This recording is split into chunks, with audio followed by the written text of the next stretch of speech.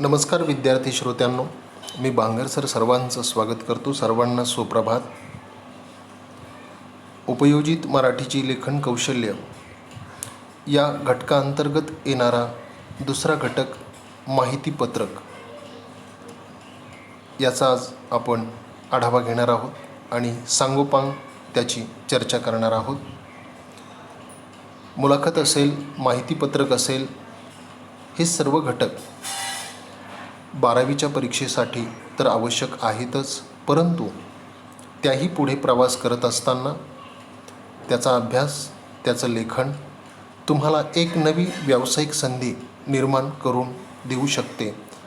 तसंच तत्सम स्पर्धात्मक परीक्षा महाराष्ट्र लोकसेवा आयोगाच्या असतील, केंद्रीय लोकसेवा आयोगाच्या असतील, या सर्व स्पर्धात्मक परीक्षेमध्ये तुम्हाला माहिती पत्रक लिहिण्याची गरज असते. तेव्हा हा घटक अत्यंत महत्त्वपूर्ण आहे आणि त्याचा लोखाजोखा, त्याची चर्चा, त्याचा अभ्यास आणि त्याचा आढावा आज आपण घेणार आहोत. जर आपण या स्लाईड शोकडे पाहिलं तर आपल्याला यामध्ये काय दिसतं, तर यामध्ये एका संस्थेची माहिती आहे. ॲडमिशन प्रवेश प्रक्रियेसंदर्भात त्यामध्ये माहिती दिलेली आहे. वरच्या भागामध्ये तुम्ही गेलात तर एक इमारत आहे, त्या खालोखाल आलात तर विद्यार्थ्यांना शैक्षणिक शुल्कामध्ये कशी सवलत मिळते याची माहिती देण्याचा प्रयत्न संबंधित संस्थेने केलेला आहे. आणि त्यानंतर 5 ते 7 मुद्दे या संस्थेने या ठिकाणी नमूद केलेले असून पुढे या शाळेमध्ये कोणत्या सुखसुविधा विद्यार्थ्यांसाठी उपलब्ध आहेत त्याची माहिती देण्यात आलेली आहे. आणि खाली शाळेअंतर्गत जे उपक्रम चालवले जातात त्याचे काही फोटो दिलेले आहेत. व सगळ्यात शेवटी जर आपल्या विद्यार्थ्यांना प्रवेश घ्यायचा असेल तर खालील व्यक्तींशी संपर्क करण्याचे आवाहन या शाळेने केलेले आहे. मित्रांनो, ग्राहकांना, लोकांना ही परिपूर्ण माहिती पत्रकातूनच देता येऊ शकते आणि यालाच आपण माहिती पत्रक असे म्हणतो. असे हे उपयुक्त असणारं माहिती पत्रक आणि त्याच्याविषयी आपल्या मनामध्ये असणारा गैरसमज, कुतूहल, त्याची उपयुक्तता, माहिती पत्रक जर आपल्याला चांगल्या पद्धतीने तयार करता आलं तर पुढे काही व्यावसायिक संधी निर्माण होऊ शकतात का, असे वेगवेगळे प्रश्न आणि त्या प्रश्नांचं निरसन, शंका कुशंका या सर्वांचा अभ्यास आपल्याला या ठिकाणी करायचा आहे. सध्याचं युग हे स्पर्धेचं युग आहे आणि या स्पर्धेच्या युगामध्ये जागतिकीकरण आणि व्यापारिकीकरण या सर्वांमुळे जो कोणी कन्झ्युमर आहे, जो कोणी ग्राहक आहे, तो अधिक चौकस आणि विचारपूस करणारा झालेला आहे, चिकित्सक झालेला आहे. कोणताही व्यवहार करताना आता लोकांना संबंधित व्यवहाराबद्दलची सखोल माहिती हवी असते. जे काही उत्पादन आहे, जे काही सेवा आहे, जी काही संस्था आहे, या सर्वांबद्दल लोकांना सखोल माहिती तर हवी असतेच, परंतु ती अगदी संक्षिप्त आणि थोडक्यात आकर्षक स्वरूपामध्ये हवी असते. थोडक्यात सेवेबद्दल बारीक सारीक तपशील लोकांना हवा असतो. हा तपशील घरबसल्या लिखित स्वरूपात मिळाला तर लोकांना ते अगदी सोपे जाते.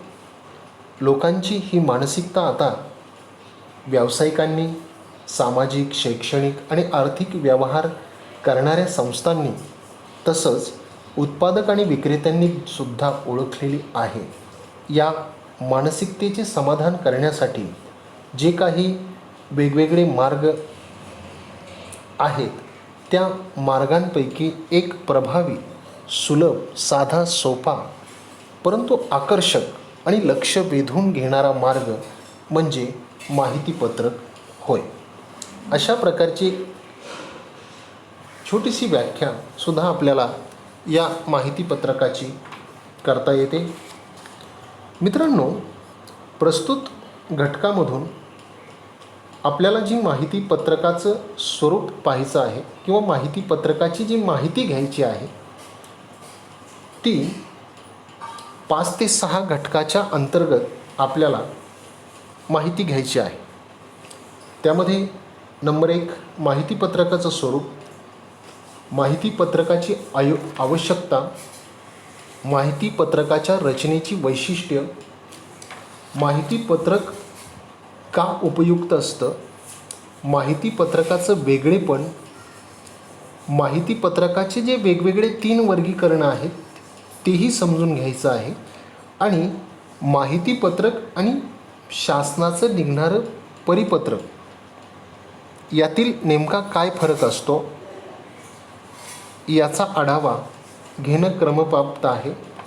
माहितीपत्रक लिहिताना आपली भाषाशैली ही कशी असावी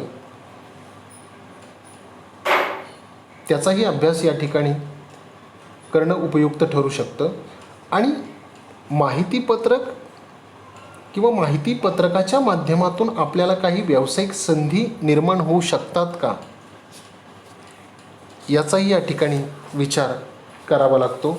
चला तर मग एक एक घटक आपण पाहणार आहोत. सांस्कृतिक संस्था, सहकारी संस्था, बँका, राज्य शासन, केंद्र शासन, उत्पादन करणाऱ्या वेगवेगळ्या कंपन्या यांना आपल्या नव्या नव्या योजनांची, उत्पादनांची माहिती जनतेपर्यंत पोहोचविणे आवश्यक असतं. त्यासाठी माहितीपत्रकाचा उपयोग केला जातो. यालाच निर्देश पुस्तिका असे सुद्धा म्हणतात. कला, वाणिज्य, विज्ञान, तंत्रविद्या, वैद्यकशास्त्र इत्यादी विद्याशाखांचे शिक्षण देणारी महाविद्यालये आपल्या संस्थेची, तिच्या अभ्यासक्रमांची व नियमांची माहिती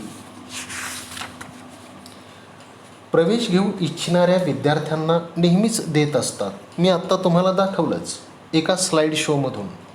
अगदी तसंच बचतीच्या आणि गुंतवणुकीच्या अनेक योजनांचा परिचय जनतेला करून देण्यासाठी बँका असतील, पोस्ट खातं असेल, आयुर्विमा महामंडळ असेल, युनिट ट्रस्ट असतील, या सगळ्या खाजगी आणि सामाजिक संस्था अहोरात्र झटून काम करत असतात. विद्युत यंत्रे जसं pump set, motor, fridge, TV, cooler, डेझर, वेगवेगळ्या प्रकारची कृषी औद्योगिक यंत्रसामुग्री, स्वयंचलित वाहने जसं scooter, motorcycle, motor car, electronic यंत्रे, सीवण यंत्र, लोखंडी फर्निचर, खते, साबण, तेल, बी बियाणे, औषधे इत्यादी वस्तूंचे उत्पादन करणाऱ्या संस्था आपल्या उत्पादनाची माहिती करून देण्यासाठी, त्यांचा वापर कसा करावा हे समजावून देण्यासाठी माहितीपत्रकांची प्रचंड प्रमाणात प्रसिद्धी करीत असतात. उत्पादनाचे प्रकार आणि उत्पादक कंपन्या यांची संख्या जसजशी वाढत आहे तसतशी माहितीपत्रकांचीही गरज वाढत आहे. उत्पादित वस्तू खरेदी करण्यापूर्वी तिचे माहितीपत्रक द्या अशी मागणी समजूतदार, शहाणे आणि अतिहुशार कन्झ्युमर म्हणजे ग्राहक नेहमीच करत असतात. उत्पादने किंवा योजना, अभ्यासक्रम यांच्या क्षेत्रानुसार आणि स्वरूपानुसार माहितीपत्रकाचे स्वरूपही तुम्हाला बदललेले दिसेल.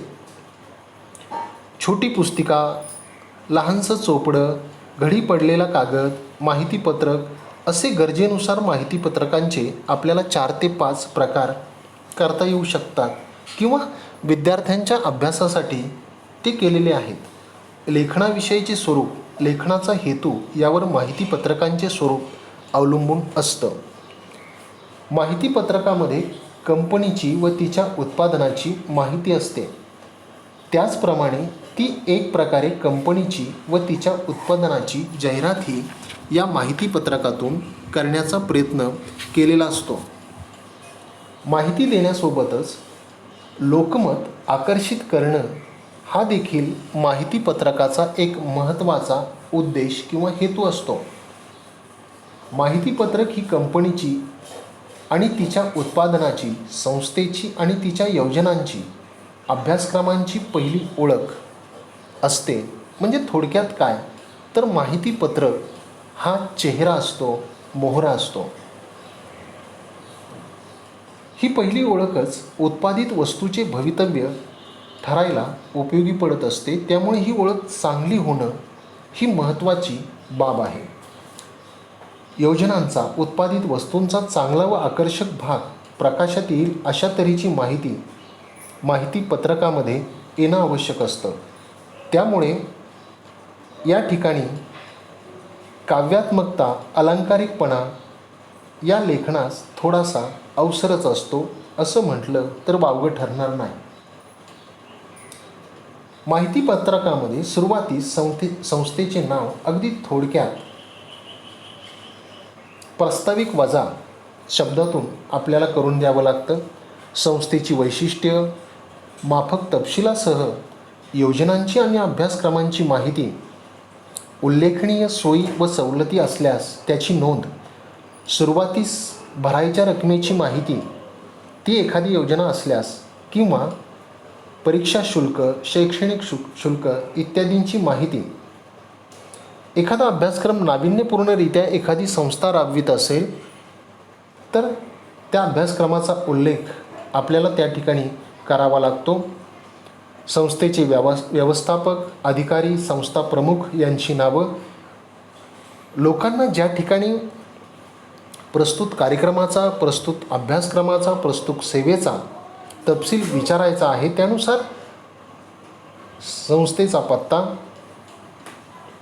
संबंधित mobile numbers, phone numbers, websites, email ही सर्व पत्ते त्या ठिकाणी देणं आवश्यक असतं.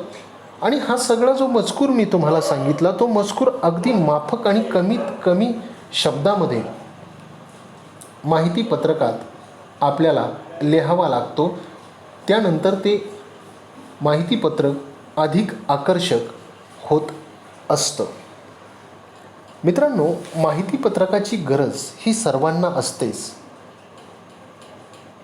अगदी भाजीपाला विक्रेत्यापासून थेट लक्षावधी रुपयांच्या आलिशान कार विक्रेत्यांपर्यंत सर्वांना माहितीपत्रकाची आवश्यकता असते. दिवाळीचं फराळ आहे, रेडीमेड कपडे आहेत, साड्या आहेत, खेळणी आहे, किराणा माल आहे, दिवाळी अंक आहे, पुस्तके आहेत, स्टेशनरी सामान आहे, हॉटेल्स, डायनिंग हॉल, मंगल कार्यालय, लॉन्स, फर्निचर, विद्युत उपकरणे, यंत्रसामुग्री, घरगुती वापराची उपकरणे, वाहने, कारखाने, इलेक्ट्रॉनिक्स असे कितीतरी उदाहरणे आपल्याला देता येतील. ज्या सर्व ठिकाणी आपल्याला माहितीपत्रक पाहायला मिळतं आणि या माहितीपत्रकातून आपण त्या सेवेबद्दल, त्या कार्यक्रमाबद्दल, त्या संस्थेबद्दल, त्या वस्तूबद्दल परिपूर्णरित्या थोडक्यात मोजक्या शब्दामध्ये माहिती मिळू शकतो. याशिवाय माहितीपत्रकाची जी गरज आहे ती कला, संगीत, छोटे मोठे अभ्यासक्रम, संस्था, शासकीय कार्यक्रम, शासकीय खाते, बांधकाम, साहित्य, पर्यटन, प्रवासी कंपन्या, रोपवाटिका, एक ना अनेक क्षेत्र, थोडक्यात आपल्या जीवनाला दैनंदिन व्यवहारामध्ये जी जी क्षेत्र स्पर्श करतात, टच करतात, त्या सर्व क्षेत्रामध्ये माहितीपत्रक हे आवश्यक असतं आणि माहितीपत्रकाची गरज असते. मित्रांनो, चला तर समजावून घेऊयात माहितीपत्रकाच्या रचनेची वैशिष्ट्य. माहितीपत्रक कसं लिहायचं तर नंबर 1, माहितीला यामध्ये प्राधान्य आपल्याला द्यावं लागतं. या ठिकाणी आत्ताच मी तुम्हाला सांगितलं की माहितीपत्रकामध्ये सुरुवातीला संस्थेचं नाव येणं आवश्यक आहे आणि हे नाव थोडक्यात लिहिणं आपल्याला गरजेचं आहे. ज्या हेतूने आपण माहितीपत्रक लिहित असू त्या हेतूशी ते सुसंगत आणि अचूक माहिती देणारा असावं. माहितीपत्रकातली माहिती ही संक्षिप्त थोडक्यात असावी. या माहितीला कायदेशीर आधार असावा. उदाहरणार्थ संस्था नोंदणी क्रमांक, संस्थेचा नोंदणी दिनांक, दूरध्वनी क्रमांक, ईमेल, वेबसाईट, संस्थेची बोधचिन्ह, घोषवाक्य, पत्ता, पदाधिकाऱ्यांची नावे, कामकाजाची वेळ इत्यादी सर्व जर बारीक सारीक माहिती आपण त्या पत्रकामध्ये दिली तर ग्राहक किंवा लोक वाचणारे गोंधळात पडणार नाहीत, चुकीची माहिती त्यांच्यापर्यंत जाणार नाही आणि ही माहिती वाचनीय होऊ शकते. माहितीपत्रकाची उपयुक्तता ही सर्वांनाच असते, म्हणून हे माहितीपत्रक लिहित असताना ते अधिक परिणामकारकरित्या कसं होईल याच्याकडे आपण लक्ष देणं आवश्यक आहे. कारण ग्राहकाला हे पत्रक वाचल्यानंतर असं वाटायला नको की यामध्ये गोंधळ आहे, अडचणी आहेत, असं त्याला वाटता कामा नये. आणि आवर्जून जेव्हा ते माहितीपत्रक ग्राहकांच्या, विद्यार्थ्यांच्या, पालकांच्या हाती पडेल तेव्हा त्या संस्थेची एक आगळीवेगळी ओळख त्याच्या माध्यमातून निर्माण झाली पाहिजे. म्हणजे उत्पादनाची परिपूर्ण माहिती संक्षिप्त स्वरूपामध्ये आणि वेधक शैलीत लिहिण्याला माहितीपत्रकामध्ये आपल्याला विशेष महत्त्व देता आलं पाहिजे. इतरांच्या माहितीपत्रकापेक्षा आपले माहितीपत्रक वेगळे आणि वैशिष्ट्यपूर्ण कसे होईल याच्याकडे आपण लक्ष द्यावं लागतं. मजकुराची जी मांडणी आहे ती आकर्षक असावी. तिचा जो लेआउट आहे तो आकर्षक असावा, सुंदर असावा. लेआउट म्हणजे शब्दांचा टाईप, शब्दांचं संपादन. माहितीपत्रकामध्ये रंगसंगती असावी. त्या मजकुराला शोभेल, आकर्षक दिसेल असा रंगाचा वापर देखील तुम्ही करू शकता. वेगवेगळ्या आकारामध्ये, वेगवेगळ्या रचनेमध्ये तुम्ही ते माहितीपत्रक छापून घेऊ शकता. आकर्षक मांडणी करण्यासाठी किंवा आकर्षक लेआउट करण्यासाठी माहितीपत्रकाचा कागद हा दर्जेदार असावा. तो थातूरमातूर स्वरूपाचा नसावा. कारण कागदाच्या माध्यमातून जेव्हा माहितीपत्रक ग्राहकांच्या आणि कन्झ्युमर लोकांच्या हातामध्ये पडतं तेव्हा त्याचा दर्जा, त्या संस्थेचा दर्जा लोकांना कळत असतो. संस्थेचं जे बोधवाक्य आहे, शीर्षक आहे ते आकर्षक, ठसठशीतपणे दिसणारं असावं. कारण हे बोधवाक्य, बोधचिन्ह आणि संस्थेचा परिचय लोकांना त्या माध्यमातून लगेच कळत असतो. मित्रांनो, आपल्या उत्पादनाची सविस्तर आणि विश्वसनीय माहिती ग्राहकांपर्यंत पोहोचण्याचे माहितीपत्रक हे उत्तम साधन. दर्शनी रूपासोबत माहितीपत्रकाच्या मजकुराला अत्यंत महत्त्व दिलं जातं. मग या माहितीपत्रकाची भाषा कशी असावी? तर वाचकांना आकर्षित करण्यासाठी मजकुराची भाषा ही वेधक, लक्षणीय आणि रंजक असावी. माहितीपत्रकाची भाषा सोपी परंतु ही वाचकांच्या मनावर आणि मनापासून मस्तकापर्यंत परिणाम करणारी असावी. माहितीपत्रकामध्ये जे काही शब्द तुम्ही वापरत आहात ते पल्हाळीक नको. ते शब्द मनाची पकड घेणारे असावेत. अशा प्रकारे हे 4-2 नियम जर आपण पाळले तर आपलं माहितीपत्रक हे आकर्षक होऊ शकतं. मित्रांनो,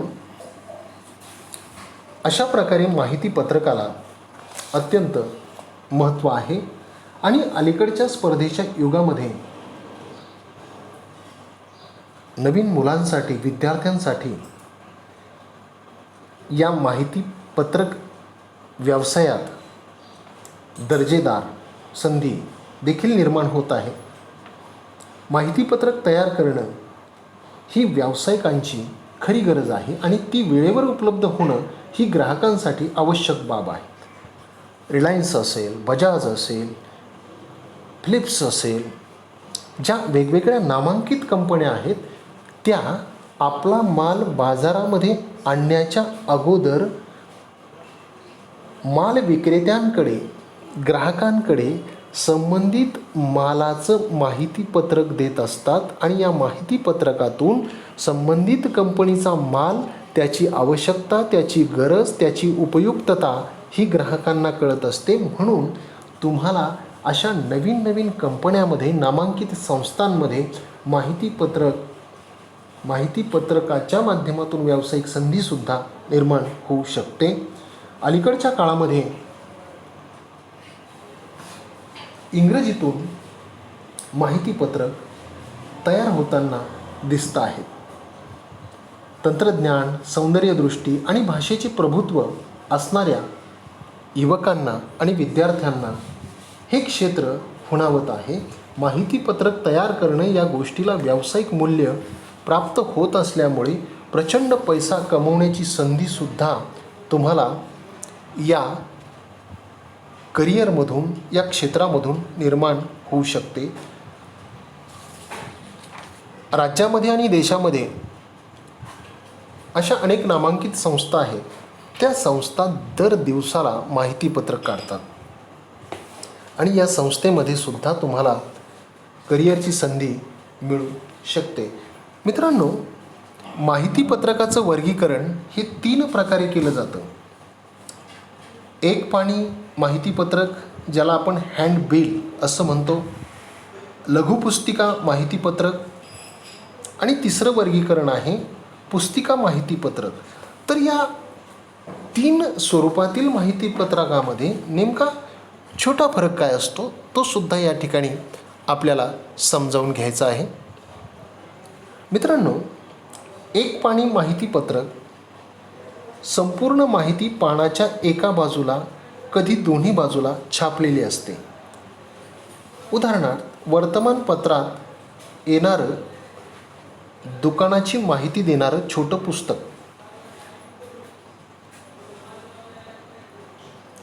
लघुपुस्तिका माहितीपत्रक हे पुस्तक एकाच पानाचं असतं, परंतु ते फोल्डर स्वरूपात असतं. ही लघुपुस्तिका 2 ते 3 लहान पानावर छापण्याचं काम केलं जातं. जर आपण एखाद्या आईस्क्रीम पार्लरमध्ये गेलात, सुंदर हॉटेलमध्ये गेलात, तर त्या ठिकाणी तुम्हाला अशा प्रकारच्या लघुपुस्तिका माहितीपत्रकाच्या माध्यमातून दिसतील. पुस्तिका माहितीपत्रक 5 ते 6 पानांची ही पुस्तिका असते आणि त्यामध्ये संबंधित संस्था आणि मालाची माहिती छापलेली असते.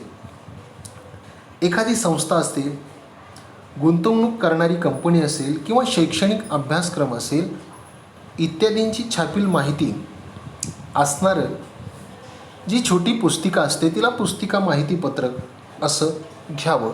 आणि या ठिकाणी सर्वात महत्त्वाचा मुद्दा लक्षात घ्या की माहितीपत्रक आणि परिपत्रक यामध्ये जमीन आसमानाचा फरक आहे, तफावत आहे. बऱ्याचदा आपण परिपत्रकालाच माहितीपत्रक असं सुद्धा म्हणतो, परंतु ते चूक आहे. माहितीपत्रक हे मोठ्या समाज गटासाठी असते, जनसमुदायासाठी असते, तर परिपत्रक हे फक्त विशिष्ट गटासाठी किंवा शासकीय कर्मचाऱ्यांसाठी असते. त्याला GR असं सुद्धा म्हटलं जातं. म्हणून हा माहितीपत्रक आणि परिपत्रक याच्यातील भेदसुद्धा तुम्ही समजावून घ्या. अशा प्रकारे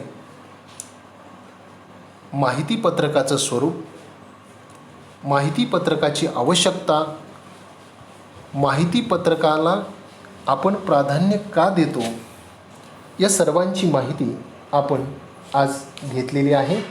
मित्रांनो, माहिती पत्रकाच्या पुढे अनेक प्रकार आहेत, ते तुम्हाला भविष्यात माहिती पडतील. परंतु जाहिरात दरपत्र हा सुद्धा माहिती पत्रकाच्या जवळ जाणारा एक लेखन प्रकार आहे. आणि त्याच्यानंतर आवाहन हा सुद्धा लेखनाचा एक समग्र सुसज्ज समजला जाणारा प्रकार आहे. त्यामध्ये परिस्थितीजन्य एखादी घटना, प्रसंग, आपत्ती, समस्या, मदत कार्य, सांस्कृतिक कार्य यासारख्या विषयांसंबंधी लोकांना जाहीरपणे ज्या पत्रकातून आवाहन केलं जातं त्याला आवाहन पत्रक असं म्हणतात. तूर्तास आपल्याला परीक्षेच्या दृष्टीने आणि स्पर्धात्मक युगामध्ये टिकण्यासाठी माहिती पत्रकच आपल्याला समजून घेण्याची गरज आहे. इतर काही मुद्द्यांना स्पर्श करण्याची गरज नाही. अशा प्रकारे आज आपण माहिती पत्रकाचे नमुने, माहिती पत्रकाची गरज, माहिती पत्रकाची उपयुक्तता, माहिती पत्रक लिहिण्यासाठी वापरली जाणारी भाषा, तिच्या लेखनाची वैशिष्ट्य, गरज या सगळ्या मुद्द्यांना स्पर्श केलेला आहे, त्याचा अभ्यास केलेला आहे.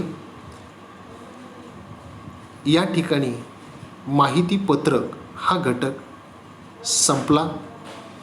पाठ्यपुस्तकातील माहिती पत्रक बारकाईने वाचून घ्या. प्रस्तुत जी व्हिडिओ क्लिप आहे ती नीटपणे पहा, बारकाईने ऐका आणि पुस्तकातील मजकूर अभ्यासून त्याचा परीक्षेमध्ये उपयोग करा. या ठिकाणी आपण थांबूयात.